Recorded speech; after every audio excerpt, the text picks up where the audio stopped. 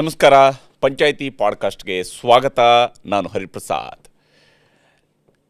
ನನ್ನ ಜೊತೆಗೆ ಇವತ್ತಿರುವಂತಹ ಅತಿಥಿ 2008ರಿಂದಲೂ ಕೂಡ ಈ ಕ್ಷೇತ್ರ ಅಂದರೆ ನಾನು ಕುಳಿತಿರುವಂತಹ ಪ್ರದೇಶ ಇದು ಶಾಂತಿನಗರ ವಿಧಾನಸಭಾ ಕ್ಷೇತ್ರ.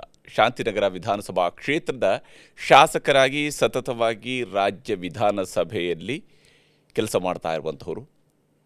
2024 ಜನವರಿ ತಿಂಗಳಿನಿಂದ BDA ಅಧ್ಯಕ್ಷರಾಗಿ ಕೆಲಸ ಮಾಡ್ತಾ ಇರುವಂಥವರು. ಹಿಂದೆ BMTC ಅಧ್ಯಕ್ಷರಾಗಿ ಕೂಡ ಕೆಲಸ ಮಾಡಿರುವಂಥವರು. NA ಹ್ಯಾರಿಸ್ ಅವರು ನನ್ನ ಜೊತೆಗೆ ಮಾತನಾಡೋದಕ್ಕೆ ಜೊತೆಯಾಗಿದ್ದಾರೆ. ಹ್ಯಾರಿಸ್ ಅವರೇ, ನಮಸ್ಕಾರ. ನಮಸ್ಕಾರ ಹರಿಪ್ರಸಾದ್ ಅವರೇ. ನಿಮ್ಮನ್ನು ಮಂತ್ರಿಯಾಗಿ ಮಾತನಾಡಿಸ್ಬೋದು ಅಂತೇಳಿ ನಾನು ಅಂದ್ಕೊಂಡಿದ್ದೆ ಇವತ್ತು. ಯಾಕಂದರೆ ಕಾಂಗ್ರೆಸ್ ಸರ್ಕಾರ 2023ರಲ್ಲಿ ಬಂದು 2026ರಲ್ಲಿ ಮುಖ್ಯಮಂತ್ರಿ ಬದಲಾವಣೆಯೊಂದಿಗೆ ಹೊಸ ಸಂಪುಟದ ಒಂದು ರಚನೆ ಆಗುತ್ತೆ ಅನ್ನುವಂಥದ್ದು. ಆ ಹೊಸ ಸಂಪುಟ ರಚನೆ ಆದಾಗ ಹ್ಯಾರಿಸ್ ಅವರಿಗೆ ಅವಕಾಶ ಸಿಗುತ್ತೆ ಅನ್ನುವಂತಹ ಲಿಸ್ಟ್ನಲ್ಲಿ ಯಾರಾದರೂ ಹೆಸರುಗಳಿದ್ದರೆ ಅದರಲ್ಲಿ ಹ್ಯಾರಿಸ್ ಅವ್ರದ್ದು ಭಾಳ ಪ್ರಮುಖವಾಗಿತ್ತು. ಏನಾಯಿತು? ಇಲ್ಲ ನೋಡಿ, ನೀವು ಹೇಳೋದೆಲ್ಲ ಸತ್ಯನೇ. ಹೆಸರಿತ್ತು, ನಾವು ಪಕ್ಷಕ್ಕೋಸ್ಕರ ಭಾಳಷ್ಟು ಶಿಸ್ತಿನಿಂದ ಕೆಲಸ ಮಾಡ್ಕೊಂಡು ಬಂದಿದ್ದೀವಿ. ಇವತ್ತು ನಮ್ಮ ಸ್ನೇಹಿತರು, ನಮ್ಮ ನಾಯಕರಾದಂಥ DK ಶಿವಕುಮಾರ್ ಅವರು ಮುಖ್ಯಮಂತ್ರಿ ಆಗಿದ್ದಾರೆ. ನಮಗದು ಭಾಳಷ್ಟು ಸಂತೋಷ ತಂದಿರುವಂಥ ವಿಚಾರ. ಕೆಲವು ಸಂದರ್ಭಗಳಲ್ಲಿ ನಮ್ಮವ್ರಿಗೋಸ್ಕರ ನಾವು ಕೂಡ ಕೆಲವು ಸರಿ ಸ್ಯಾಕ್ರಿಫೈಸ್ ಮಾಡುವಂಥ ಪರಿಸ್ಥಿತಿ ಇರುತ್ತೆ. ರಾಜಕೀಯ ಕೇವಲ ಅಧಿಕಾರ ಮಾತ್ರ ಅಲ್ಲ ಅನ್ನೋದು ನನ್ನ ಭಾವನೆ. ಕೇವಲ ಮಂತ್ರಿ ಸ್ಥಾನ ಮಾತ್ರ ರಾಜಕೀಯ ಅಲ್ಲ. ನಾವು ಏನೂ ಇಲ್ಲದೇ ಶಾಸಕನಾಗಿಯೇ ಭಾಳಷ್ಟು ಕೆಲಸ ಮಾಡ್ತಾಯಿದ್ದೀವಿ. ನಾವು ಇವತ್ತು BDA ಅಧ್ಯಕ್ಷನಾಗಿ ಕೂಡ ಭಾಳಷ್ಟು ಅಂದರೆ ಬದಲಾವಣೆಯನ್ನು ತರುವಂಥ ಕೆಲಸನೇ ಇರಬೇಕು ನಮ್ಮದೇ ಹೊರತು ಇರುವಂಥ ಗಾಳಿಯಲ್ಲಿ ಗಾಳಿ ಯಾವ ಕಡೆ ಹೋಗ್ತದೆ ಆ ಕಡೆನೇ ಹಾರುವಂಥ ಕೆಲಸ ಸರಿಯಲ್ಲ ಅನ್ನೋದು ನನ್ನ ಭಾವನೆ. ತಾವು ನನ್ನ ಹಳೆಯ ಸ್ನೇಹಿತರು, ತಾವು ಭಾಳಷ್ಟು ವರ್ಷದಿಂದ ನಿಮ್ಮನ್ನು ನಾವು ನೋಡ್ತಾ ಇದ್ದೀವಿ, ನಮ್ಮನ್ನು ನೀವು ನೋಡ್ತಾ ಇದ್ದೀರಾ. ನಾವು ಸಿದ್ಧಾಂತಗಳನ್ನು ಇಟ್ಕೊಂಡು ರಾಜಕೀಯ ಮಾಡ್ಕೊಂಡು ಬಂದಿದ್ದೀವಿ ಹೊರತು ಸಮಯಕ್ಕೆ ತಕ್ಕಂತೆ ಸಂದರ್ಭಕ್ಕೆ ತಕ್ಕಂತೆ ರಾಜಕೀಯ ಮಾಡಿಲ್ಲ ಇಲ್ಲಿವರೆಗೂ. ಅದು ಮಾಡಲಿಕ್ಕೆ ನನಗೆ ಇಷ್ಟವೂ ಇಲ್ಲ. ಯಾಕೆಂದರೆ ನಮ್ಮ ರಾಜಕೀಯ ಜೀವನ ಇನ್ನೊಬ್ಬರಿಗೆ ಮಾರ್ಗದರ್ಶನ ಆಗುವಂಥ ಕೆಲಸ ಕೂಡ ಆಗಬೇಕಾಗುತ್ತೆ. ಕೇವಲ ಅಧಿಕಾರದಲ್ಲಿ ಇರೋರು ಮಾತ್ರ ಹೆಸರು ಜನರು ನೆನಪಿಡ್ತಾರೆ ಅನ್ನೋದು ತಪ್ಪು. ತುಂಬ ಜನ ನಾಯಕರುಗಳು ಏನೂ ಆಗದೆ ಬರೀ ನಾಯಕತ್ವವನ್ನು ಮಾತ್ರ ಮಾಡಿ ಇವತ್ತು ಕೂಡ ನಾವು ನೆನೆಸ್ಕೊಳ್ಳೋವಂಥವ್ರು ತುಂಬ ಜನ ಇದ್ದಾರೆ. Of course it was a good opportunity for me to be a minister in this cabinet, but maybe I would get a better opportunity in the coming days. So ಹಾಗಾಗಿ ನಾನು ವೈಯಕ್ತಿಕವಾಗಿ ನನ್ನ ಜೊತೆಗಿರುವಂಥವರು, ನನ್ನ ಫಾಲೋವರ್ಸು, ನನ್ನ ವೆಲ್ ವಿಷರ್ಸ್ ಭಾಳ ಬೇಜಾರಾಗಿದ್ದಾರೆ. ಆದರೆ ನಾನು ಅಷ್ಟೊಂದು ಬೇಜಾರೇನು ಮಾಡ್ಕೊಂಡಿಲ್ಲ. ಅದಕ್ಕೆ ಅಲ್ಲ, ನೀವು ಬೇಜಾರು ಮಾಡ್ಕೊಂಡಿಲ್ಲ ಅಂದರೆ ಹೆಂಗೂ ಇವ್ರು ಬೇಜಾರು ಮಾಡ್ಕೊಳ್ಳಲ್ಲ ಅಂತೇಳಿ ಇನ್ನೊಂದಷ್ಟು ಸಲ ಕೂಡ ಕೊಡದೇ ಇದ್ರೂ ಪರವಾಗಿಲ್ಲ, ಹ್ಯಾರಿಸ್ ಅವರೇನು ಬೇಜಾರು ಮಾಡ್ಕೊಳ್ಳಲ್ಲ ಅನ್ನುವಂಥದ್ದು ಕೂಡ ರಾಜಕೀಯದಲ್ಲಿ ಆಗುತ್ತೆ ಅನೇಕ ಸಲ. ನಿಜ ಅದು ಕೂಡ ಆಗಬಹುದು, ಆಗಲ್ಲ ಅಂತ ಹೇಳೋಕ್ಕಾಗಲ್ಲ. ಆದರೆ ನಾನು ಭಾಳ ಆತ್ಮೀಯತೆಯಾಗಿ DK ಶಿವಕುಮಾರ್ ಅವ್ರ ಜೊತೆಯಲ್ಲಿ ಇರೋದ್ರಿಂದ ಅವ್ರಿಗೂ ಅರ್ಥ ಆಗಿದೆ. ಏನೋ ಸಂದರ್ಭಗಳಿಂದ ಈ ಸರಿ ಮಾಡೋಕ್ಕಾಗಿಲ್ಲ ಅಂತ ಅವರು ಕೂಡ ಹೇಳಿದ್ದಾರೆ. ಖಂಡಿತ ಮುಂದಿನ ದಿವಸ ಬಹುಶಃ ಅವಕಾಶ ಖಂಡಿತವಾಗಿ ಬರುತ್ತೆ.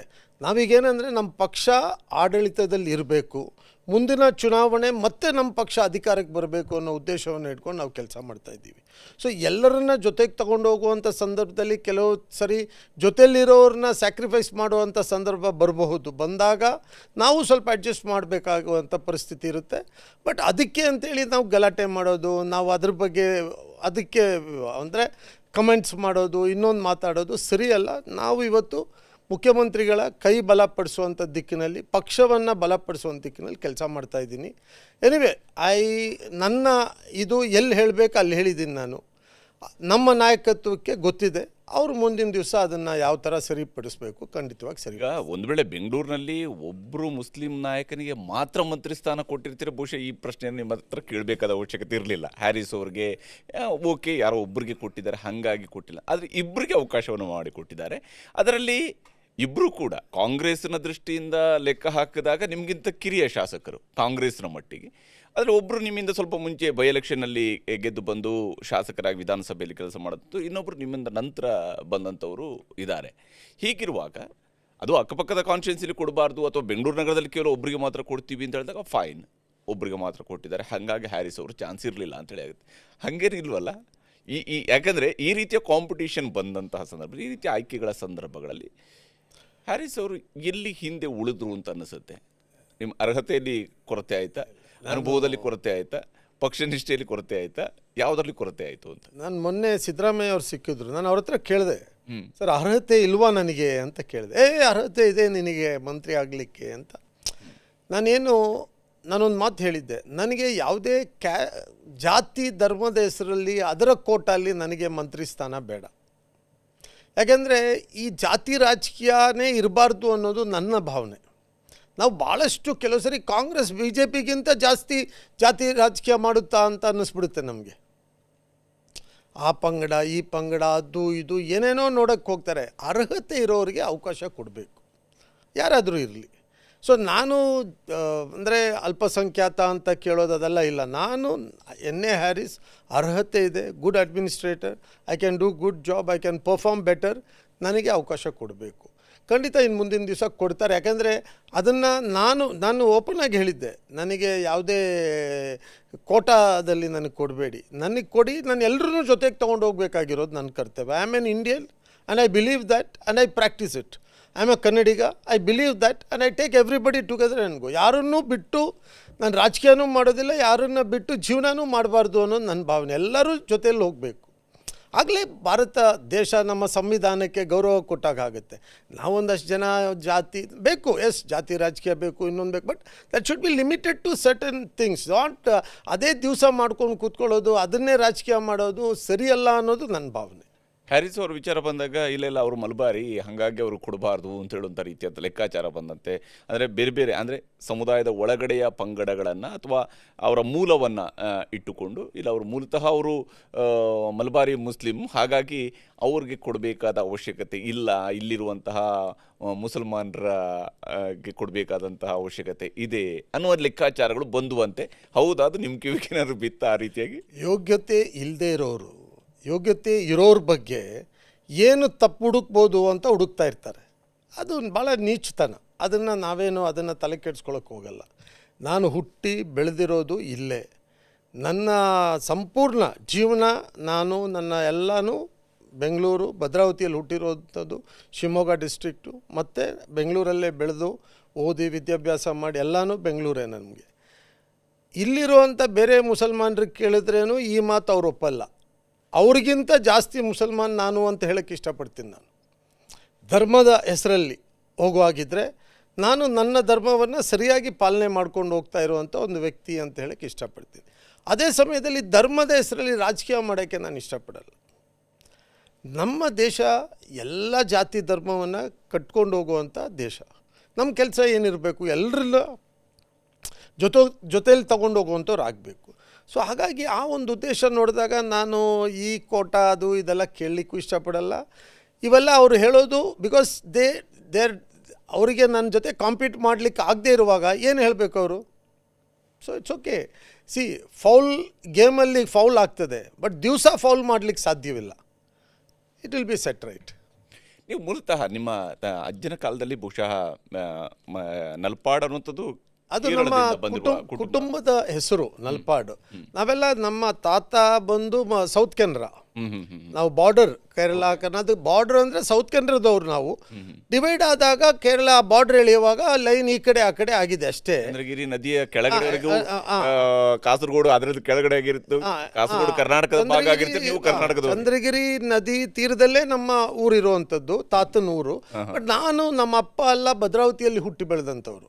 ನಮ್ಮ ಅಪ್ಪ ಕೂಡ ಅವಾಗ್ಲೇನೆ, ನಮ್ಮ ತಂದೆ ತಾತ ಅಜ್ಜಿ ಭದ್ರಾವತಿಯಲ್ಲಿ ಬಂದು ಸೆಟ್ಲ್ ಆಗಿ, ಅವತ್ತು ಭದ್ರಾವತಿ ದೊಡ್ಡ ಇಂಡಸ್ಟ್ರಿಯಲ್ ಏರಿಯಾ, ಫ್ಯಾಕ್ಟ್ರಿಗಳು, ಕಬ್ಬಣ ಫ್ಯಾಕ್ಟ್ರಿ, ಪೇಪರ್ ಮಿಲ್ಸು ಎಲ್ಲ ಇತ್ತು. ನಾನು ಮೈಸೂರು ಪೇಪರ್ ಮಿಲ್ಸಿನ ಅಧ್ಯಕ್ಷನಾಗಿದ್ದೆ. ಸೊ ಅವೆಲ್ಲ ಅಲ್ಲೇ ಭದ್ರಾವತಿ ಇರೋದ್ರಿಂದ ಜನ ಆವತ್ತು ಎಲ್ಲ ಕಡೆಯಿಂದ ಬಂದು ಅಲ್ಲಿ ವಾಸ ಮಾಡ್ತಾಯಿದ್ರು ಕೆಲಸಕ್ಕೋಸ್ಕರ, ಜೀವನ ಮಾಡಲಿಕ್ಕೆ. ಹಾಗೆ ಬಂದು ನಮ್ಮ ತಂದೆಯವರು, ನಮ್ಮ ತಾತ ಬಂದು ನಮ್ಮ ತಂದೆನೂ ಅಲ್ಲೇ ಹುಟ್ಟಿ, ನಾನು ಭದ್ರಾವತಿಯಲ್ಲೇ ಹುಟ್ಟಿರೋಂಥವನು. ಆ ನಂತರ ನಾವಿಲ್ಲಿ ಬಂದಿರೋವಂಥದ್ದು. ಸೊ ನೀವು ಮಲಬಾರು ಅದು ಇದು, ನಾನು 8 ಭಾಷೆ ಮಾತಾಡ್ತೀನಿ. 8 languages I can speak. All south Indian languages, Hindi, English, Urdu.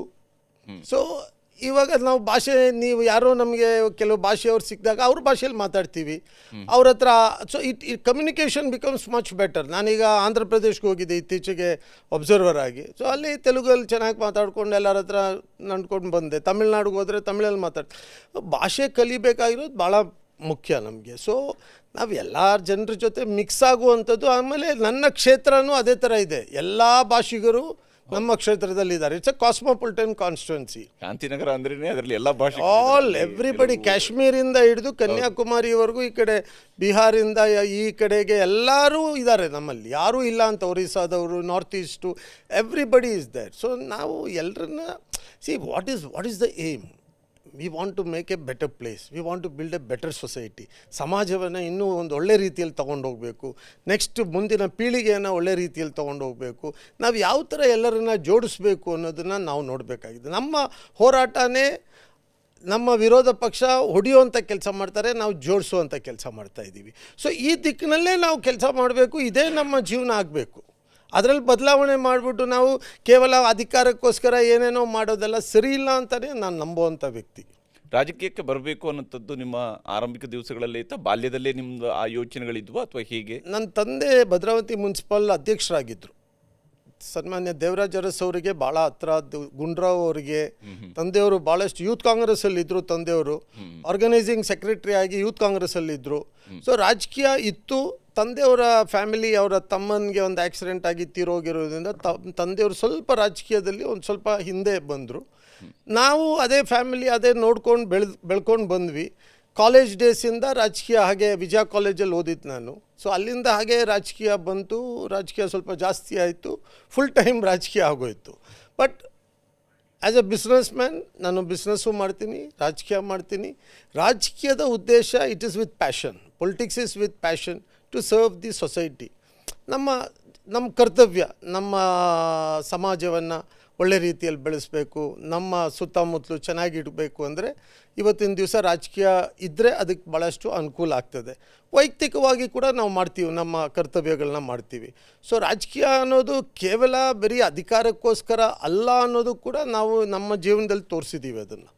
College ದಿನಗಳು ಹೇಗಿದ್ವು? ಅವತ್ತು ಯೂನಿಯನ್ ನಮ್ಮ ವಿಜಯ ಕಾಲೇಜಲ್ಲೇ ನಾನು ಓದಿದ್ದು. ವಿಜಯ ಕಾಲೇಜಲ್ಲಿ ನಾವು ಆವಾಗ ಭಾಳ ಯೂನಿಯನ್ನು ಗಲಾಟೆ, ಅದೊಂದು ಕಾಲ ಬೇರೆ. ಆ ಕಾಲ it was A very notorious period, ಗಲಾಟೆ, ಕುಸ್ತಿ ಅದು. ಬಟ್ ಅದಾದಮೇಲೆ ಒಂದು ನಾವು ಕಾಲೇಜ್ ಮುಗಿಸ್ತಾ ಇದ್ದಾಗೆ ಆ ಕಾಲೇಜ್ ಯೂನಿಯನ್ ಸ್ಟಾಪ್ ಆಗೋಯಿತು. ಹೌದು. ಸೊ ನಂತರ there was no college union. ನಾವು we were the last batch with the union election ಎಲ್ಲ. ಸೊ ಆಮೇಲೆ ಹಾಗೆ ನಾವು ಯೂತ್ ಕಾಂಗ್ರೆಸ್ಸು, NSUI ಯೂತ್ ಕಾಂಗ್ರೆಸ್ ಬಂದು ಹಾಗೆ ಆ್ಯಕ್ಟಿವ್ ಪಾರ್ಟಿ ಪೊಲಿಟಿಕ್ಸಲ್ಲಿ ಬಂದರೆ. ಕಾಲೇಜಲ್ಲಿ ಇದ್ದಾಗಲೇ ನೀವು ನೆಕ್ಸ್ಟ್ ಬಿಸ್ನೆಸ್ ಜೊತೆಗೆ ರಾಜಕೀಯ ಅನ್ನೋದ್ರ ಬಗ್ಗೆ? ಬಿಸ್ನೆಸ್ ಇಸ್ ನಾನು by principle that we have to make our living. ನಾವು ನಮ್ಮ ಕಾಲಲ್ಲಿ ನಿಂತ್ಕೋಬೇಕು, ನಮ್ಮ ಜೀವನನ ನಾವು ತೊಗೊಂಡು ಹೋಗಬೇಕು. ನಮ್ಮ ತಂದೆ ಕಲಿಸ್ಕೊಟ್ಟು, ನನಗೆ ಗುರು ಎಲ್ಲ ನಮ್ಮಪ್ಪ. ನನ್ನ hero my father. Even today, tomorrow, day after ಟುಮಾರೋನು ನಮ್ಮ ಅಪ್ಪನೇ ನನಗೆ ಹೀರೋ. ನನಗೆ ಒಂದು ಮಾರ್ಗದರ್ಶನ, ನನಗೆ ಅಡ್ವೈಸು, ನಮ್ಮ ಅಂದರೆ ಪಾಠ ಹೇಳ್ಕೊಟ್ಟಿದ್ರೆ ಗುರುನೂ ನಮ್ಮ ಅಪ್ಪನೇ. ಸೊ ಆ ಒಂದು ಅವರ ಜೀವನ ನಮಗೆ ಕೂರಿಸಿ ನಮಗೆಲ್ಲ ಹೇಳ್ಕೊಡೋರು. ಸೊ ಅದನ್ನು ಹಾಗೆ ನಾವು ಜೀವನದಲ್ಲಿ ಅಳವಡಿಸ್ಕೊಂಡು ಬರ್ತಾ ನಮಗೆ ಅದೊಂದು ಭಾಳಷ್ಟು ಅಡ್ವಾಂಟೇಜ್ ಆಗಿದೆ. See it is once you follow somebody, you follow it properly, then it gives you an advantage ಅಲ್ವಾ. ನಾವು ಏನಾದರೂ ಒಂದು ಸಿದ್ಧಾಂತ ಇಟ್ಕೊಂಡು ಬೆಳಿಬೇಕು. ಸೊ ಅದೇ ಆ ಕಾಂಗ್ರೆಸ್ ಪಕ್ಷದ ಸಿದ್ಧಾಂತಗಳು. ಆ್ಯಂಡ್ ಸೋಷಲ್ ಅಂದರೆ ರಿಫಾರ್ಮ್ ಮಾಡಿ ಜನಕ್ಕೆ ಅನುಕೂಲ ಆಗುವಂಥದ್ದು, ಬಡವರಿಗೆ ಸಹಾಯ ಮಾಡುವಂಥದ್ದು, ಇವೆಲ್ಲ ನಮಗೆ ಮನಸ್ಸಲ್ಲಿ ಚಿಕ್ಕ ವಯಸ್ಸಿಂದನೇ ಅದು ಇಂಜೆಕ್ಟ್ ಆಗಿ ಮನಸ್ಸಲ್ಲಿ ಬಂದುಬಿಟ್ಟಿತ್ತು. ಸೊ ಹಾಗೇ ನಾವು ಮಾಡ್ಕೊಂಡು ಬಂದಿದ್ದೀವಿ. ಸೊ ನಮ್ಮ ಜೀವನಕ್ಕೆ ಕಷ್ಟಪಟ್ಟು ಬದುಕಬೇಕು ಅನ್ನೋದು ಒಂದು ಸವಾಲಾಗಿ ತೊಗೊಂಡು ಬಂದ್ವಿ ನಾವು. ಸೊ ರಾಜಕೀಯ ಅನ್ನೋದು ಜೀವನಕ್ಕಲ್ಲ, ರಾಜಕೀಯ ಅನ್ನೋದು ಸೇವೆ ಮಾಡಲಿಕ್ಕೆ.